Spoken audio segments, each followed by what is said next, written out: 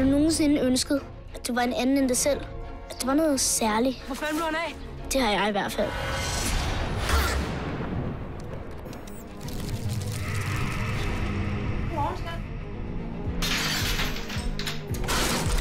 Jeg skal nok lade være med at sige det til nogen. Hvad? Du er en superhelt, selvfølgelig. Jeg foreslår, at vi pjekker i morgen, så vi kan afprøve dine kræfter. Kom nu, Pelle! Kom! Superheltenavn skal være fedt og nemt at forstå. Antboy, du får brug for et kostume.